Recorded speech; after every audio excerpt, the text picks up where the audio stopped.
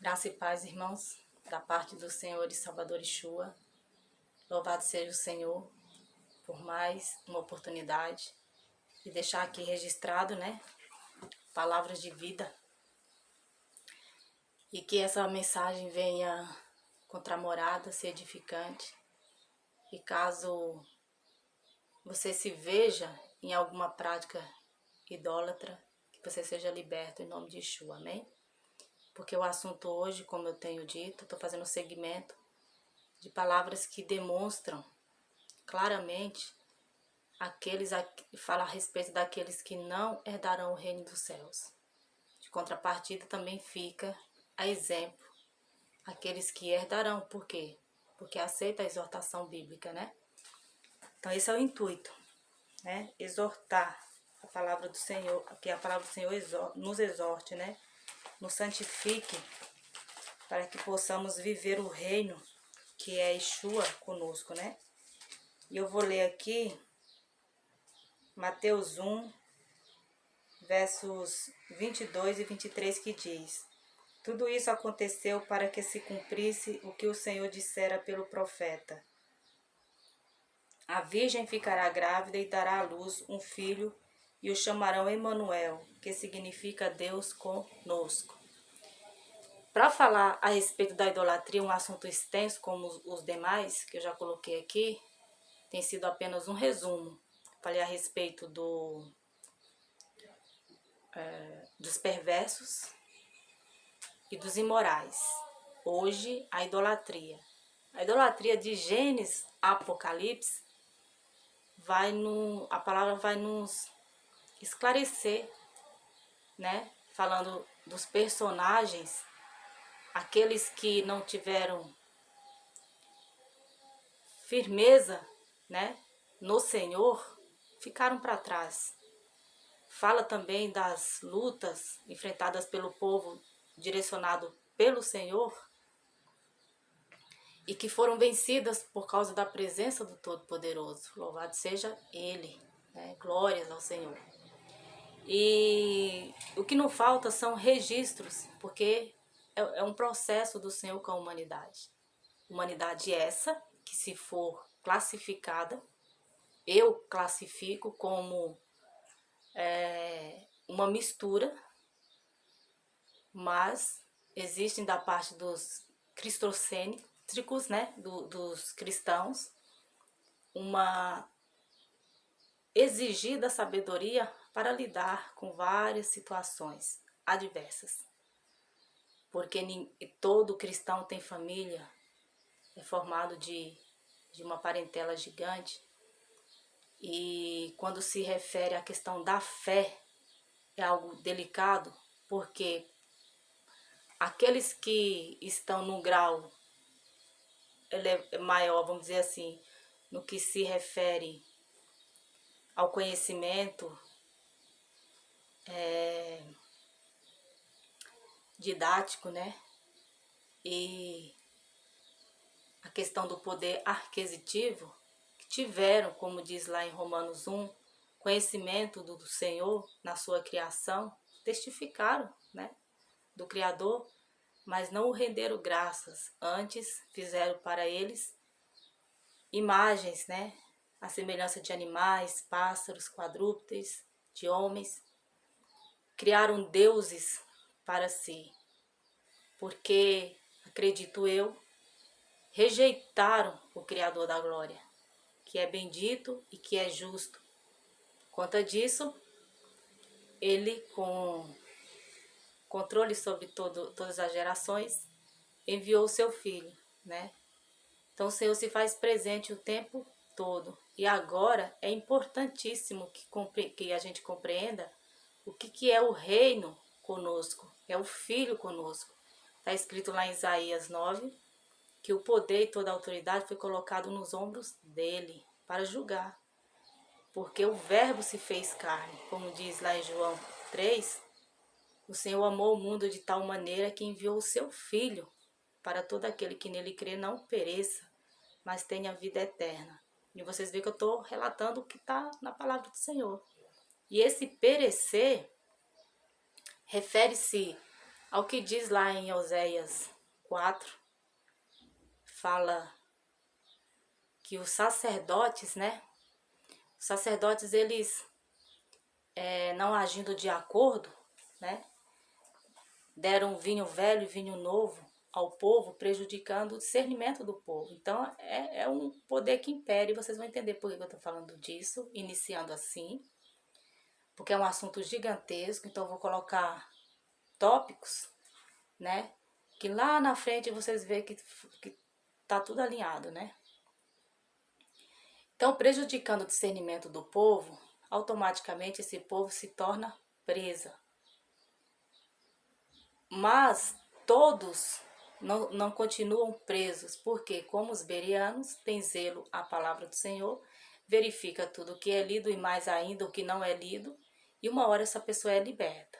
Por conta disso, já tinha profecias que somos as ovelhas feridas, encontradas pelo seu pastor, cuidada, porque foi retirada a nossa lã, a gente se sentiu ferido, por quê? Porque nos deparamos com verdades que é negado. Então isso fere sim, isso nos entristece, porque a gente chega ao ponto de pensar, Senhor, por que Tu és poderoso? Você é onisciente, onipresente. Por que os homens agem dessa maneira? Não temem a Ti. Então, humilde, ele não se encaixa mais a esses ambientes. Então, ele tem que ir para o pasto, né? Aprender a viver e a andar com suas próprias pernas. Mas até então, colocam essa necessidade de que você precisa fazer parte de um conceito religioso. E aí é onde que está o perigo, e vocês vão entender isso claramente. E tudo isso já foi profetizado que aconteceria. Por conta disso está aí o esfriamento do amor, porque as pessoas estão distantes da verdade.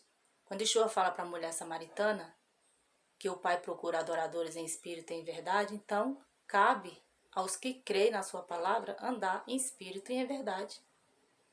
E a verdade vai contra a mentira, né? Mas lá em 2 Tessalonicenses capítulo 2, o Senhor envia um poder sedutor, porque rejeitaram a verdade pela mentira. Então estão saboreando esse manjar, né, do engano, das trevas. E tem muitos que, só pela misericórdia do Senhor, mas tendo em mente a questão da que somos libertos pelo ouvir a palavra. Não, somos a palavra que nos liberta, conhecereis a verdade nos libertará. Essas pessoas estão distantes de serem libertas. Tendo em mente, como eu falei, Oséias 4, que não dá para ler tudo, gente. É muita coisa que eu quero falar aqui que não vai dar para colocar. Pouco tempo. Tendo em mente Oséias, que fala a respeito dessa mistura aí, que prejudica o discernimento do povo, muitos estão sendo destruídos. Por quê? Porque não conhecem a verdade. Entende? Que o negócio ele é muito mais complexo, no sentido de que nos colocaram pisando em ovos, porque falar de idolatria vai tocar no ego das pessoas. Tem muita gente que recebeu milagres, tiveram suas experiências com mediação, né? Que não o Salvador atribui o resultado das suas preces e dos seus milagres a Maria e a outras entidades, mas estão sobre o poder que impera, que é o poder do maligno. O poder maligno. Essas pessoas, elas não querem ser libertas. Elas querem continuar com seus conceitos. E é o risco que o cristão corre de criar inimigos. Mas aqui o foco não está em criar inimigos. Aqui o foco está em fazer a vontade do Todo-Poderoso. Com conhecimento de causa de que é Ele quem liberta. É Ele que mantém no engano, porque Ele conhece o coração íntimo de cada pessoa, né? Mas eu creio que todos vocês aqui estão buscando alimento do Evangelho, né? Para serem libertos, serem santificados, né? E antes de dar início à leitura, eu vou falar para vocês que vocês tenham noção do qual grave essa questão da idolatria. Porque embora pareça que as instituições religiosas estão seguindo a Deus e a Cristo, seguir a palavra do Senhor, que é o próprio Cristo, né? Ele quer de nós que andemos no caminho estreito. É sobre a orientação da palavra. Então, a libertação vem por conhecer a verdade, que é a palavra do Senhor. Verificar o que ouvimos e o que não ouvimos, porque muitas das vezes essas verdades não é colocada. Então, você sendo como os bereanos, zeloso da palavra do Senhor, certamente você vai começar a andar com suas pernas sobre a orientação do Espírito, né? A partir de... em 2010, essa é uma pesquisa de 2010 feita pelo IBGE, né?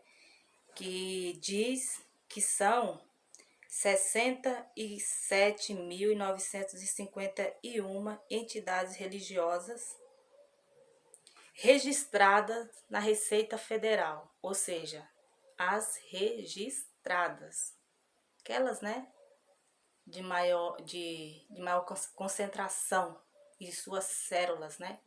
Aqui não está colocando as pequenininhas, aquelas que ou as que foram desvinculadas, né, por uma ou outra razão. Então, as registradas na Receita Federal, abre aspas, elas são classificadas como organizações religiosas ou filosóficas. Só o nome já dá uma interpretação assim, mas eu não vou me aprofundar nessa questão, né? São organizações, são uma grande empresa, né? E que não tem a mesma doutrina. Tomaram parte de si, conceitos de homens. Que a partir do momento que o conceito é bíblico, que a doutrina é bíblica, que a orientação é do Espírito, é apenas uma orientação. Um propósito. Ganhar almas libertas para o reino, para entender o reino que é clamado desde o Yeshua em carne, levado pelos discípulos e depois com mais força dado ao apóstolo Paulo, né? Então, gente, é algo assim gravíssimo, tendo em vista que o Senhor, ele tem os seus atributos, né? E só ele, porque como diz aqui, ó, que são atributos, né? O que é próprio, características de alguém, particularidades. É próprio do Todo-Poderoso. São particularidades dele e do Filho dele, porque, né, podemos entender que o Senhor, como diz lá em Oséias, foi colocado o poder e a autoridade sobre os ombros dele, para vir julgar esta terra, né? Então eu vou falar alguns atributos do Senhor, né? Sabemos que ele é criador. Está lá em Gênesis 1:1.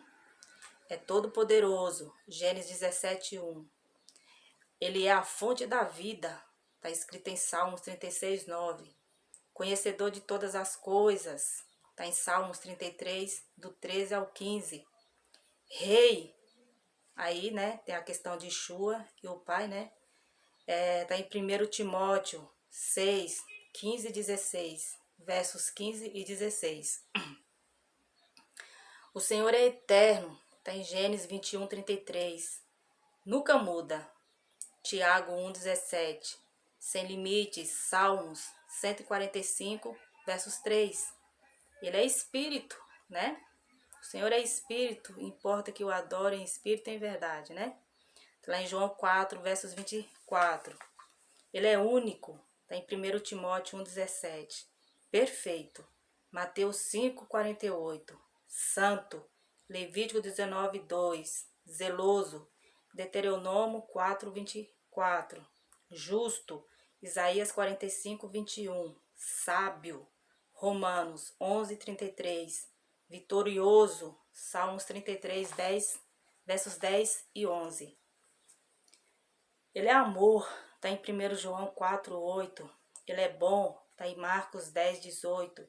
Paciente, que eu citei lá atrás. O Senhor, na verdade eu não citei essa palavra, mas ela me veio em mente. Em 2 a Pedro 3:9. O Senhor é paciente, por quê? Por causa que Ele não quer que nos percamos nas terríveis trevas que o mundo oferece. Ele espera que alcancemos o conhecimento da verdade. Então Ele é paciente conosco, né? Louvado seja o Senhor. Misericordioso, Êxodo 34:6. Compassivo, Salmos 86:5. Cheio de graça, tá lá em Tito 2:11. Fiel, Salmos 33:4. Verdadeiro, Números 23:19. Sempre presente, viu lá? Sempre presente, presente no Filho, Emmanuel, Deus conosco, né? Sempre presente, Salmo 139, versos 7 e 8. E também se confirma, né, em Mateus 1:23, que foi o que eu li. Pessoal, né? João 17:3. Ou seja, são alguns atributos do Todo-Poderoso. Então, como que ele vai dividir a glória dele com homens? Não existe isso, né? Então, como que você pode aceitar a mediação de Maria, se a própria Maria descansou na fé, no Filho? Maria depois formou família, já estava casada com José, mas depois de ter Yeshua, ela continuou como esposa com José. Eu assisti um filme a semana retrasada e eu achei o cúmulo do cúmulo, porque se você ler aqui Mateus, que fala da genealogia de Yeshua, até o capítulo 2, vai falar do processo onde José e Maria tiveram que se deslocar, né, porque Herodes estava procurando as crianças para matar, porque já sabia que o Rei da Glória tinha nascido, né? Então existiu essa perseguição, a morte dos bebês, das crianças até 5 anos, né? Se não me engano. Então José é levado a fugir, né? Até que tudo ficasse de acordo, para que ele crescesse ali sem perigo, né?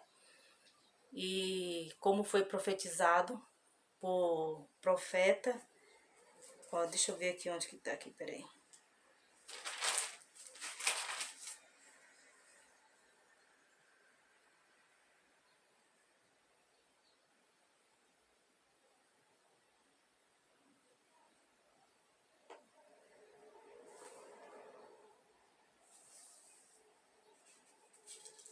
Que José teve 3 sonhos. E ele teve que se distanciar, né, até o Egito.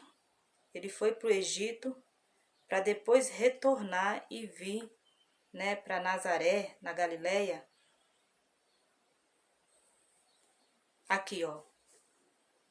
Mateus 2, versos 14 e 15 diz: Então ele se levantou, tomou o menino e sua mãe durante a noite e partiu para o Egito, onde ficou até a morte de Herodes. E assim se cumpriu o que o Senhor tinha dito pelo profeta: Do Egito chamei o meu filho. Louvado seja o Senhor. Então, José passando por todo esse processo aí, né? E aí, aqui, a partir do capítulo 3, já vai relatar do processo de vida de João Batista, né? Então, muitos falam assim, existe esse tempo perdido de Yeshua. Na verdade, existem relatos históricos, Bíblia etíope, que vai um pouco além do que está escrito aqui, mas a gente tem que se apegar ao que está na palavra do Senhor, né? Não existe tempo perdido de Yeshua. O que existe aqui são relatos necessários para que a gente compreenda o necessário para sermos edificados, amém?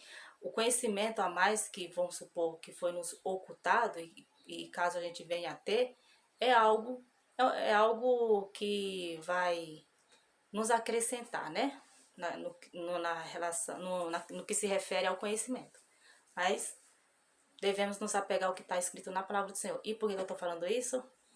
Por conta dessa mediação a Maria, que é algo que tira o filho do centro, o que diz respeito à fé que devemos estar firmada para crermos e estar edificados na rocha, firmados na rocha, que é Yeshua. Então, tiram Yeshua do centro da nossa fé e coloca Maria, sendo que depois, né, vai ter o relato aqui, ó. Deixa eu ler aqui. Deixa eu ver se eu encontro aqui. Acho que é em Lucas. Lucas 23.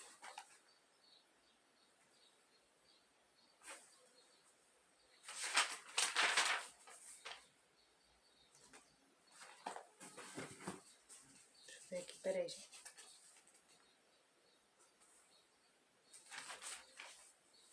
Porque Lucas é muito detalhista. Deixa eu ver aqui.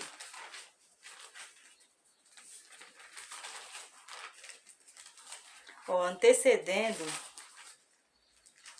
a crucificação, né?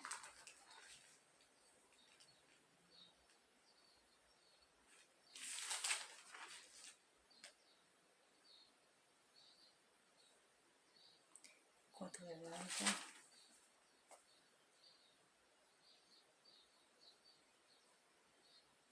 Ó, vou ler aqui Lucas 23, a partir do versos 27 até o 29. Um grande número de pessoas o seguia, inclusive mulheres que lamentavam e choravam por ele. Jesus voltou-se e disse-lhes: Filhas de Jerusalém, não chorem por mim, chorem por vocês mesmas e por seus filhos, pois chegará a hora em que vocês dirão: Felizes as estéreis, os ventres que nunca geraram e os seios que nunca amamentaram. Nossa geração se aplica muito essa questão aqui, porque estamos vivendo num tempo onde a verdade ela é sucumbida em favor à mentira, no caso, né? Disseminam uma mentira para quê? Para que as pessoas não alcancem a verdade, para que as pessoas não sejam libertas. E eu já ouvi relatos de pessoas falarem: olha, se eu não tivesse filho, certamente eu não teria, né? Mas a pessoa chega a essa conclusão, essa opinião, por quê? Por conta de tudo que está vendo, que é contra os cristãos cristocêntricos, né? Os que realmente estão firmados na palavra do Senhor, com a fé alicerçada. Porque as pessoas veem muita idolatria disseminada de tal modo que cegou as pessoas. Fica difícil de ver libertação. Quem liberta é o Todo-Poderoso, né? É Ele que conhece, é Ele que chama, é Ele que instrui, é Ele que dá orientação, é Ele que renova a mente, é Ele. Mas cabe a nós, segundo o que nos é orientado nos evangelhos, a ide e levai, né? A gente precisa levar o conhecimento. E quando a gente se depara com essas dificuldades, desanima. Desanima. É lamentável. É de se levantar lamento. Porque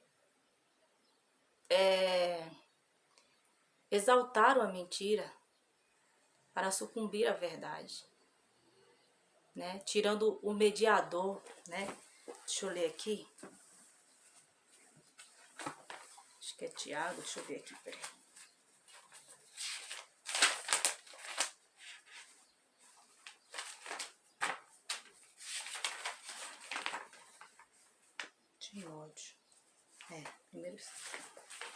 Timóteo. Olha aqui, ó.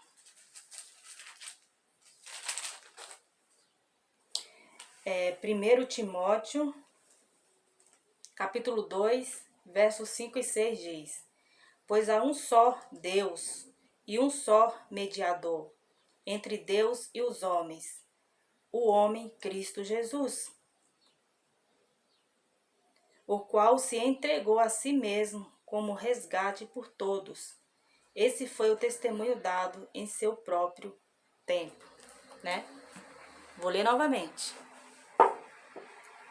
1 Timóteo, capítulo 2, versos 5 e 6.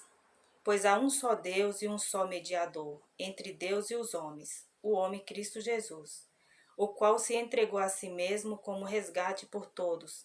Esse foi o testemunho dado em seu próprio tempo. E aí, voltando lá para a questão de Mateus 23, né? Não, Mateus 1, até o capítulo 2, que fala passo a passo e aí depois não fala mais, né? Porque o foco ali, depois, levar o nosso conhecimento, nos elevar ao conhecimento do caminho preparado por João Batista, até que viesse o Filho e começasse ali o propósito do Yeshua em carne, né? Então o foco é Yeshua.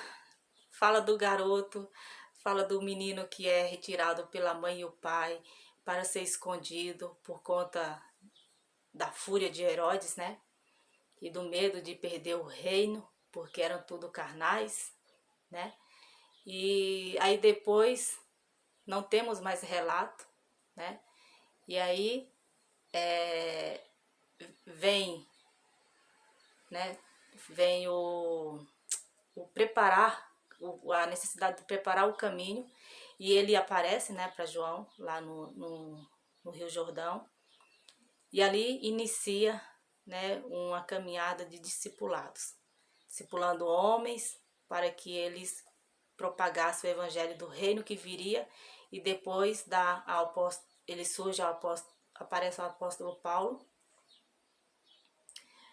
para receber o evangelho da graça, do Cristo ressuscitado, dando esse ministério maravilhoso ao apóstolo Paulo, com riqueza de detalhes, para que a gente tenha uma fé alicerçada na rocha, para que a gente seja firmes verdadeiramente, né? E adoradores em espírito e em verdade, ou seja, fica claro aí, né? Qual é a importância? O Yeshua, o nosso mediador, não em momento algum o cristão ele desfaz da pessoa de Maria. Maria descansou crendo no Filho como seu Salvador, porque, como está lá em Mateus 1, ele veio para isso, para resgatar o povo, né? E Maria entendeu, né? Aí tem um outro relato, se não me engano, deixa eu dar uma olhada. Aqui em Lucas, tem outro relato aqui em Lucas 8. Lucas 8.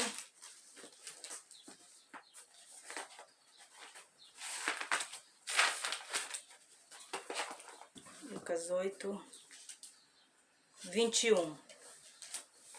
E se você ler antes, você vai ver lá que fala a mãe e os irmãos de Maria, né? Aí fala que porque a mãe e os irmãos de a mãe e os irmãos de Jesus, desculpa, a mãe, Maria, né? E os irmãos de Jesus. Porque Jesus, depois que nasceu, né? Maria, casada com José, continuou sua vida de esposa, né? Eu assisti um filme semana passada e é impressionante o como que eles investem nesses filmes para disseminar uma mentira, né? Verdades com mentira. Esse filme colocava José já tinha certa idade, aqui não fala da idade de José nos evangelhos. José tinha 3 filhos, aqui não fala, pouco fala de José, né, gente? Eu nem só dos sonhos que ele recebeu e que foi. Por isso que a gente tem que ser zeloso, cuidadoso, né? Porque as mentiras, elas estão disseminadas aí, nos meios de entretenimento, né? José tinha 3 filhos nesse sonho, e aí ele ficava com Maria, chegava até um certo tempo assim que ele ia apaixonado, esse personagem apaixonado pela Maria, beijava Maria, mas não chegava a ter o ato, né, consensual ali. Eles não se relacionavam para colocar Maria como mediadora. Percebe que o mal, o poder das trevas, ele tem força, ele tem poder porque ele tem capital para disseminar a mentira, né? E aí a Bíblia, quando se refere a povo, fala de mar, como lá em Daniel fala. Então, multidões estão sendo levadas ao engano, gente. É terrível. Só a Igreja Católica tem mais seguidores, ou seja, é a que impera. E o mediador, onde que está? Isso é seríssimo, isso está levando... Aqui leva-se em questão, a questão da idolatria, ela é terrível, terrível. Então aqui, em Lucas 8, versos 23 diz: Ele lhes respondeu, minha mãe e meus irmãos são aqueles que ouvem a palavra de Deus e a pratica, porque ela estava ali com os filhos dela, né, para os irmãos com os irmãos de Jesus, para quê? Né? Como família, né? Como família né? Família. Embora Yeshua, né? É uma história assim muito profunda, muito profunda. E isso daqui é algo que tem que ser colocado, porque é o que leva as pessoas à mediação, né? Errada. Porque antes, no versos 20, disse: Alguém lhe disse: Tua mãe e teus irmãos estão lá fora e querem ver-te. Ele lhes respondeu: Minha mãe e meus irmãos são aqueles que ouvem a palavra de Deus e a praticam. Aqui ele colocou o ponto hoje. Quem são os irmãos dele? Quem são as pessoas que estão junto na fé de Yeshua? Aqueles que ouvem a palavra e as praticam. O caminho estreito é esse. Ouçam o que diz a palavra do Senhor e pratiquem o que vocês ouviram e aprenderam dela. Levar o povo a vários caminhos para sair desse. Porque embora tá ali cheio, né, vamos dizer assim, um ginásio cheio de seguidores, de pessoas, de membros, mas o foco é tirar o poder do olho, da mente